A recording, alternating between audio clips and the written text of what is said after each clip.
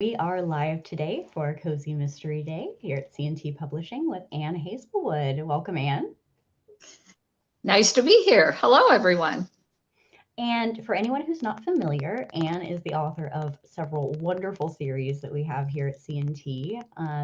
And especially since today being Cozy Mystery Day, we wanted to highlight one of our series that falls under the cozy umbrella. They're a little bit more adventure than mystery, but there's a lot of heart, a lot of coziness, a lot of love. So if Anne would like to talk a little bit about her series. Her background is as a quilt appraiser, and she owned a shop as well. So she has a background in quilting that really brings an authenticity and heart to her novels.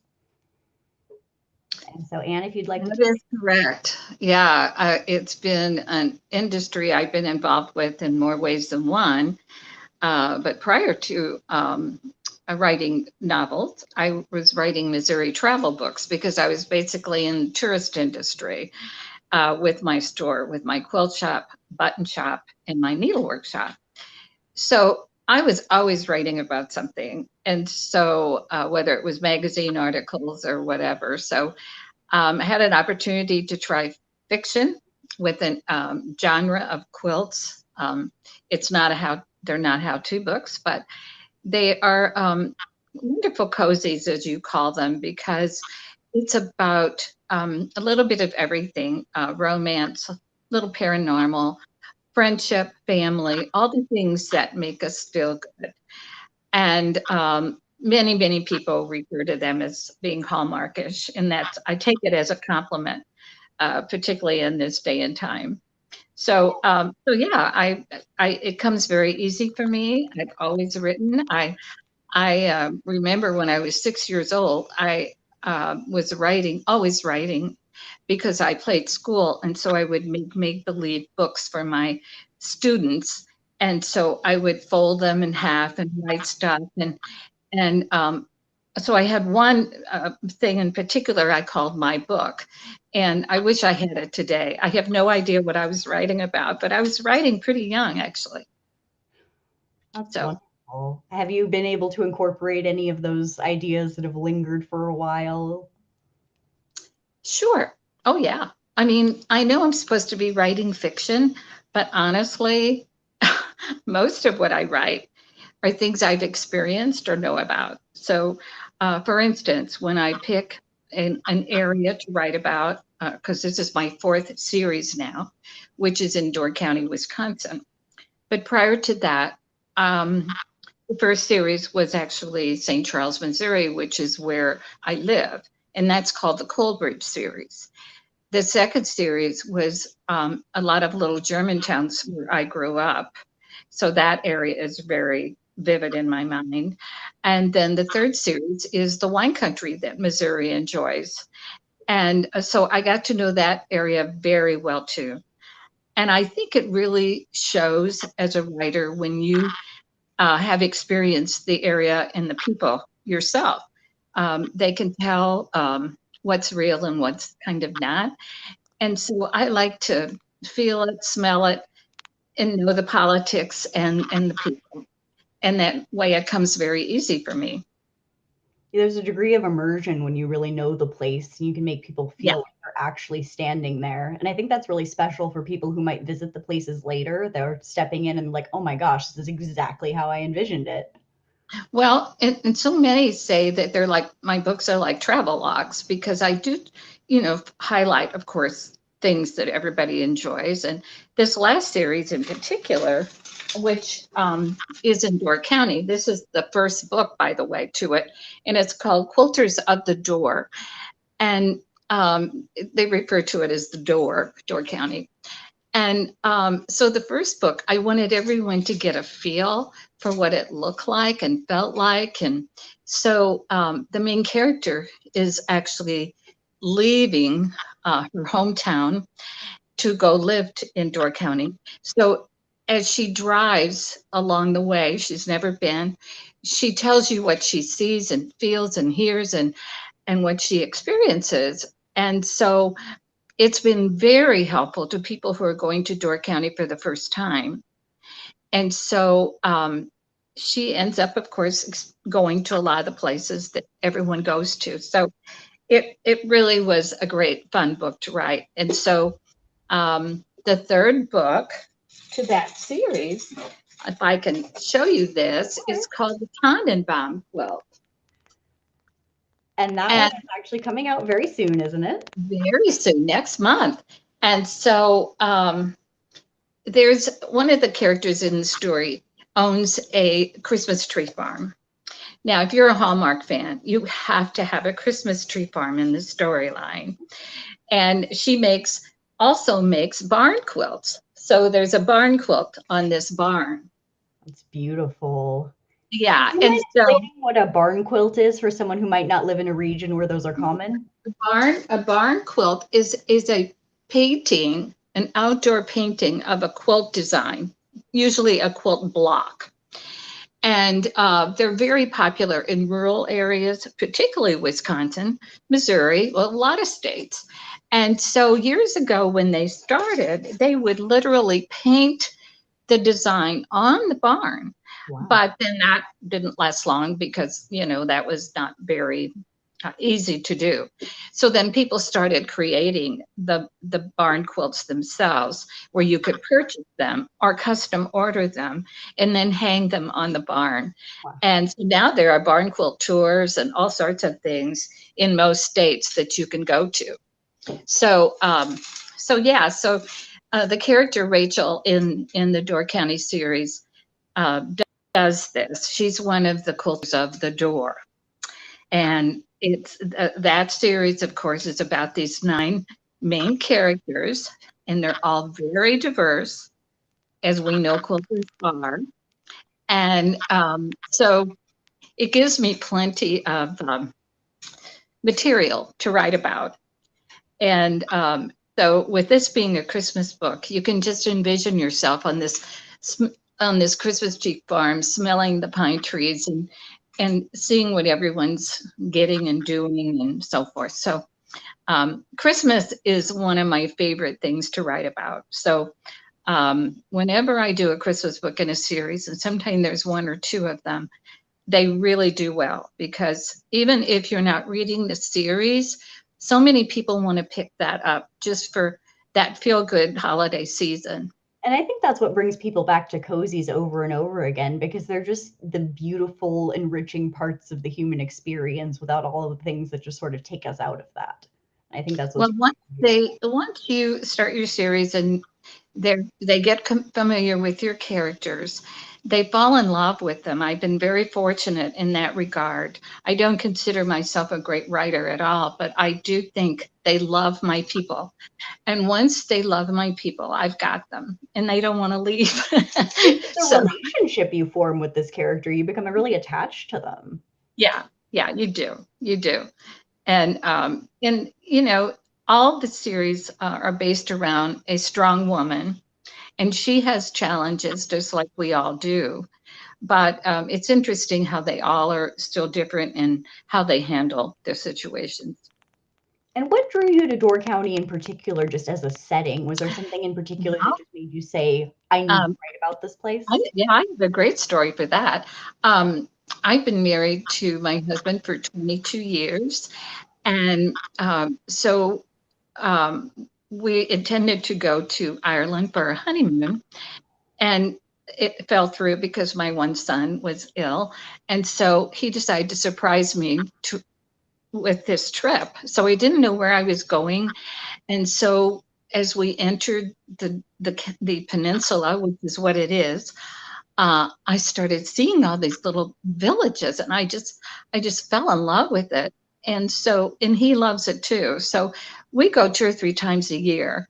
And it's in a day's drive, which is nice. So that's how I really got introduced to Door County. And now you're able to bring that experience to other people who may not be as close, and it's more of a trek.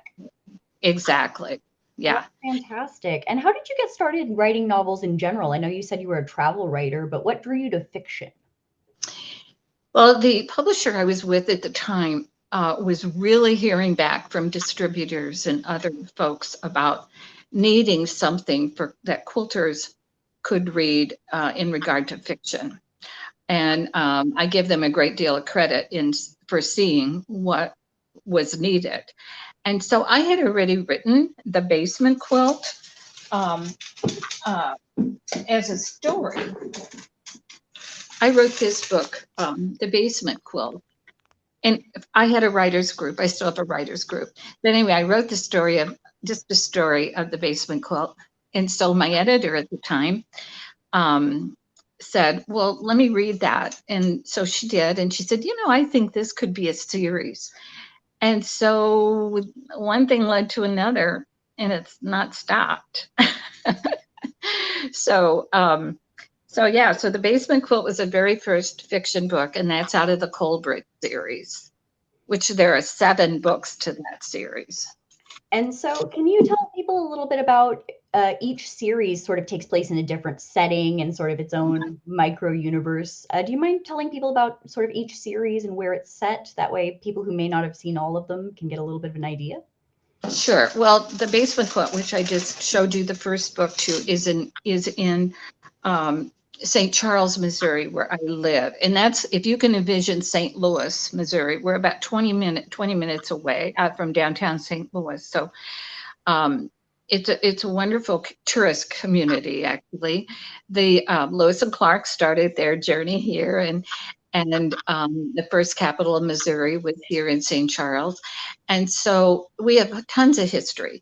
And so I had 3 stores along the Missouri River in a historic area. So as you can imagine, I had so much to write about in those years because all the shop owners, there's 100 stores along the river.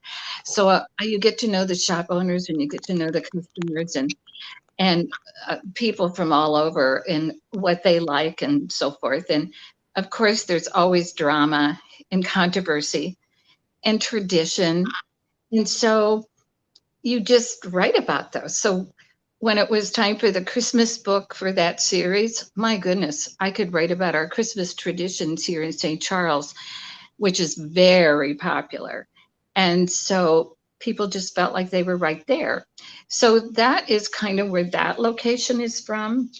Now, the second series is from East Perry County. And the first book is called The Forgiving Quilt.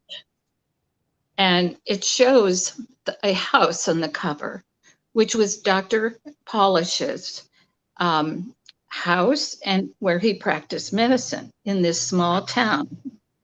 And I call the small town Borna, Missouri in the series, but it's really Frona, Missouri in real life. And people realize that immediately when they start reading. But I love that area because it too had all these tiny towns under 200 and 300 people. And they were almost all German, of which I am. And so I still have some relatives there. But I knew about the church ladies. I knew about their food. And I knew just about their politics and how it was like living in those rural little towns. And so, and what I have to say too is when I pick an area like that, I like to reassure the locals that I always represent their community in the best light possible, because I would never do anything to hurt them or jeopardize where they're from. So I teasingly say, if there's going to be a bad guy, he's not going to be from your community. He's an out of towner. He's not from here. Right. So, yeah, in fact, the last book to that series is called The Church Lady Quilts.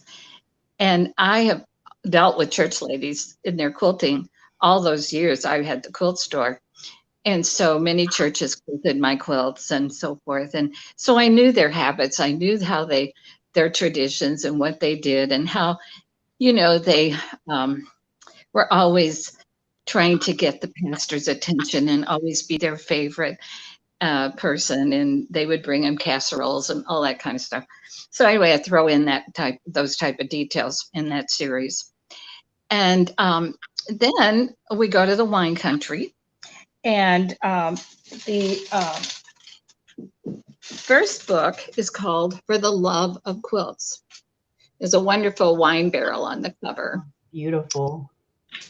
Yeah, and when we talked about the cover for this book, I said, I wanted to represent the wine garden, but wine country, but I don't want to put a bottle of wine on the cover of my book. What can we do to soften that and so forth, and yet tell about the fact that it's, going to have quilt related stories.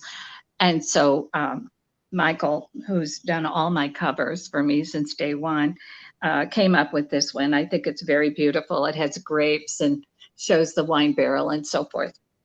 So again, that wine country area has many, many little towns like Napa Valley or that whole area. And so the reason I got to know that area is because I would go there to buy quilts from some of the antique dealers, of which one in particular, Carrie Mae Wilson, and she had a little antique shop in Augusta, Missouri, which is right in the heart of their wine country. And she taught me a lot about quilts, and I would buy a lot of her quilts and was able to still mark them up in my store. And she's actually one of the main characters in the series, and I love her dearly. She's a little round lady with a bun on her head, and it was just happy being able to write about her because she impressed me so. And so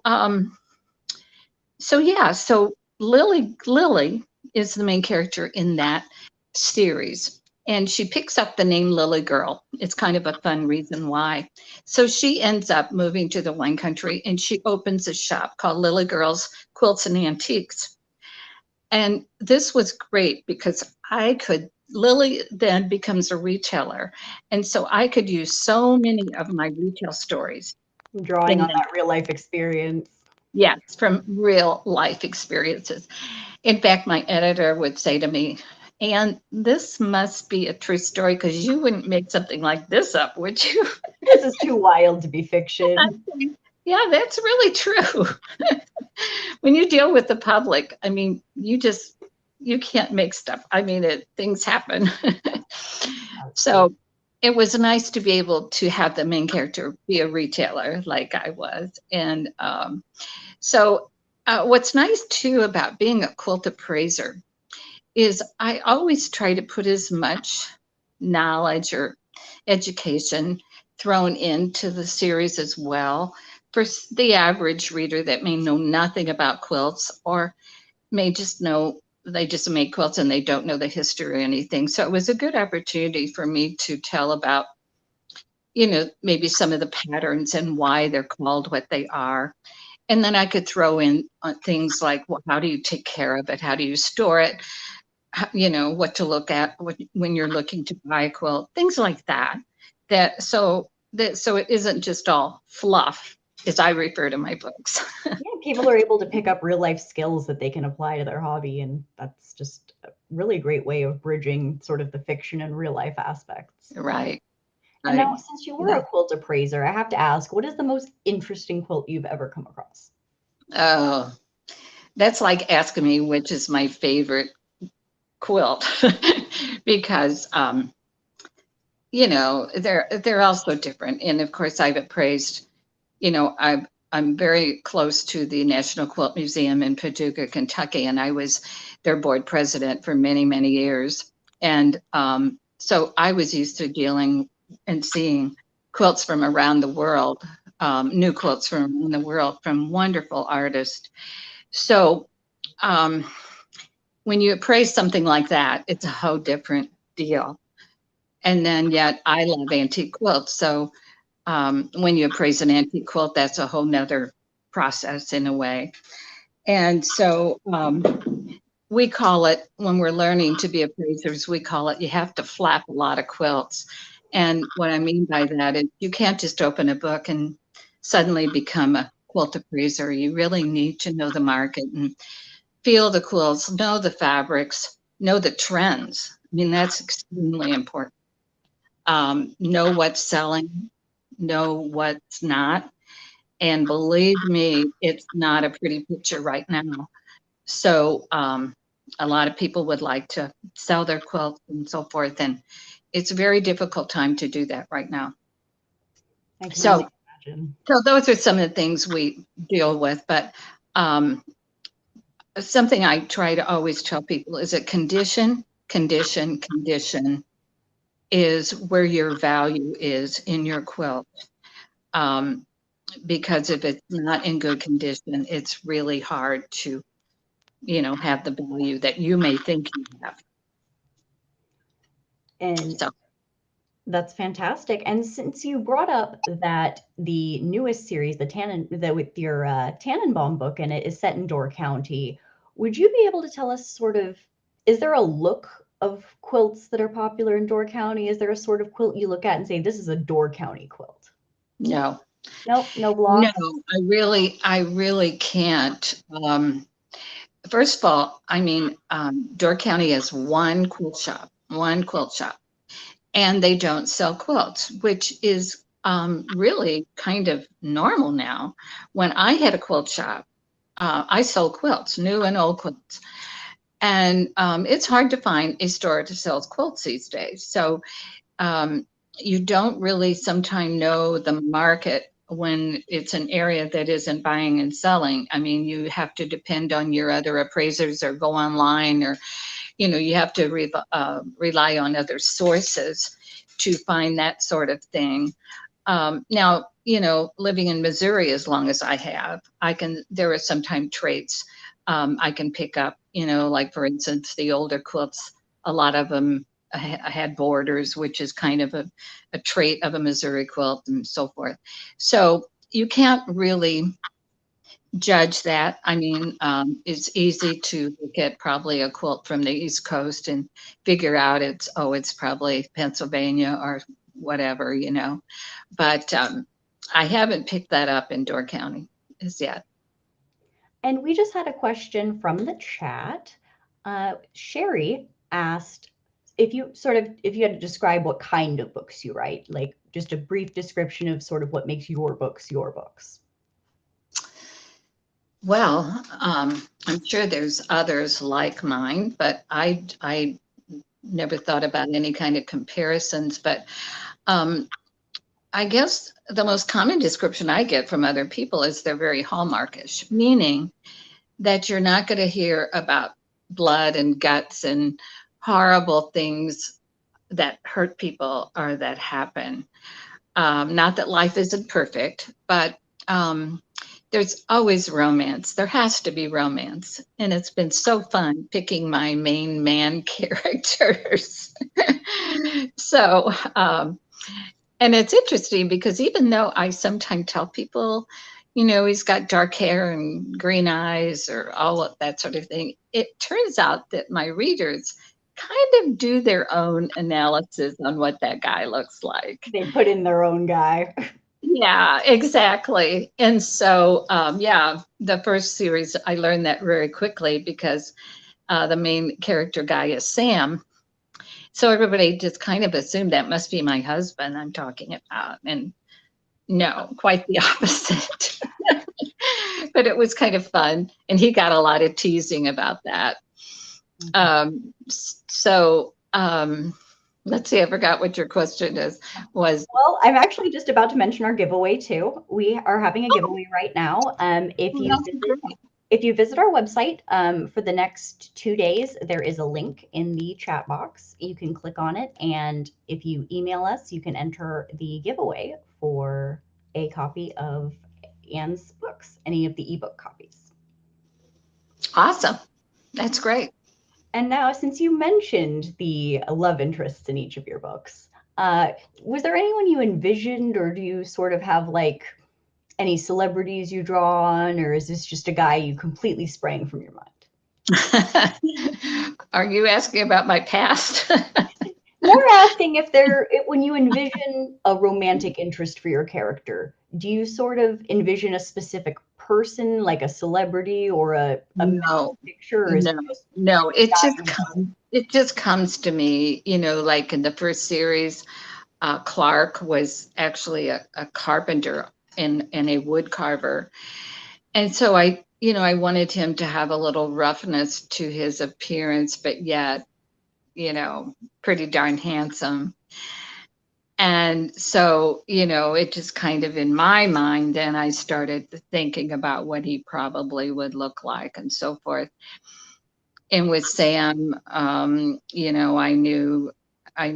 just knew he was dark and tall and had those great eyes. And so, the one I'm writing now, which is his name is Grayson, and it's so funny because Claire, the main character in this current series, she sees him in a coffee shop, and it's in winter time, and he's got this overcoat and this wonderful red scarf, and he stood out immediately to her, and he just kind of glanced at her, and so she didn't think anything of it, but their eyes did meet, and then they kept sort of running into each other at this coffee shop. So one thing slowly leads to another, but it's funny because now when people visit this coffee shop, which is called the Blue Horse Cafe, people want to know about the guy in the red scarf. They're like asking about him. So they have him pictured in, because they know that's where that whole thing started, and so it's it's kind of nice that they pick up on what you're trying to do. So I think that shows you that your characters are really resonating with people. Like they're really able to envision them in these settings. yeah, so true, so true. I have many stories that I hear when I do book signings, and book signings are wonderful for me because that is kind of my feedback, my main feedback. When I get to hear what these stories mean to certain people in their lives, and it's kind of just my reward for doing that. And so as a result, I mean, I hear all kinds of things, and some are just like very interesting, and yet some are very touching. For instance, if I'll give you a small example, there's a man character that everybody adored in the first series, and he ends up dying. And he had a heart condition, but nobody was listening or realizing, and he had a sudden heart attack and died. I could hardly write that whole thing.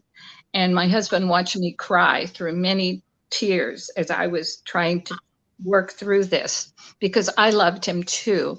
Well, my readers just went berserk. I mean, just went nuts.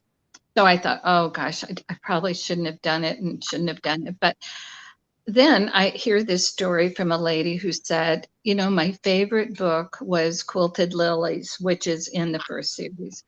She said, because my husband died the very same way this man died. And she said, I never was able to cry or grieve over his death until I read your story. And she said, I usually give your books away, but this particular book stays by my bedside, and I read it all the time. It was just so touching. That's such a beautiful gift for you to be able to give someone that kind of closure, that kind of emotional connection. Exactly. That's just beautiful. And it was pretty realistic because I did know someone that died like that. And so I didn't like have to make it all up, so to speak. And so to know that it meant so much to her made me realize that, maybe I did do the right thing because life is like that. I mean, There's good and bad. yeah, exactly. We lose those people that we care for. And we do have one more comment from the chat, a request for you to come do a signing in Des Moines. Looks like you have some fans out in Iowa. Well, we'll see. But I always appreciate the invitation. All right, and we are coming to the end of our session. Just as a reminder, people can win ebook copies of all of Ann's books if you visit the link above. It's in the chat. You have up to 2 days to enter. Visit cntpublishing.com and you can enter our giveaway. And thank you so much for visiting today, Ann, and talking with all You of are us. so welcome. And I just want to thank each and every one who are watching for reading. It means a lot. Thank you. Thank you so much.